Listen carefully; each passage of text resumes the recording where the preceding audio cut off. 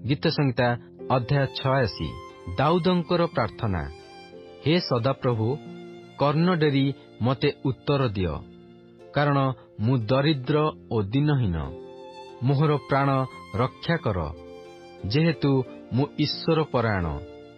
हे मोहर परमेश्वर, तुम्भठारे भरोसाकारी दासर परित्राण कर।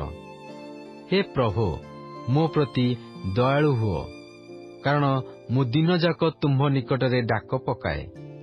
आपणा दासर प्राण आनंदित कर, कारण हे प्रभु, मु तुम्भ आड़े आपणा प्राण उठाए। जेहेतु हे प्रभु, तुम्भे मंगलमय ओ क्षमा करियाकु प्रस्तुत, पुणी तुम्भ निकटरे प्रार्थनाकारी समस्तंक प्रति दयारे महान।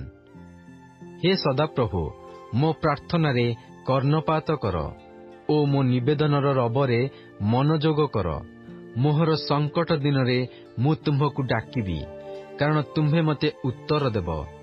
हे प्रभु, देवगण मध्यरे तुम्भ तुल्य केही नाही, कियबा तुम्भ कर्म तुल्य आउ कौनसी कर्म नाही। हे प्रभु, तुम्भर सृष्ट सकल देशीय लोक आसी तुम्भ छामुरे प्रणाम करिवे ओ सेमाने तुम्भ नामर गौरव करिवे, कारण तुम्भे महान ओ आश्चर्य कर्म करुथाओ।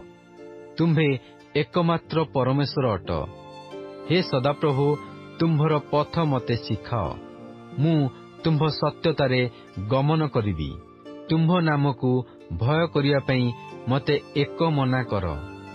हे प्रभु, मो परमेश्वर, मु सर्वान्तकरणरे तुम्भर प्रशंसा करिबी ओ मु अनंत काल तुम्भ नामर गौरव करिबी, कारण मो प्रति तुम्भर दया महत्। पुणी तुम्भे निचस्त पातालरू मो प्राणकु उद्धार करियछ। हे परमेश्वर, अहंकारी माने मो विरुद्धरे उठिअछंती। दुरंत लोकंक मंडली मो प्राण चाहिअछंती। सेमाने आपणा आपणा सम्मुखरे तुम्भंकु रखी नाहांती। मात्र हे प्रभु, तुम्भे स्नेहशील ओ कृपावान परमेश्वर, क्रोधरे धीर, पुणी दया ओ सत्यतारे परिपूर्ण अट। आहे मो प्रति फेर ओ मते दया कर।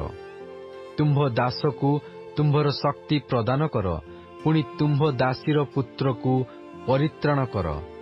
मते मंगलार्थक लक्षण देखाओ, तहिरे मो घृणाकारी माने ताहा देखि लज्जित हेबे।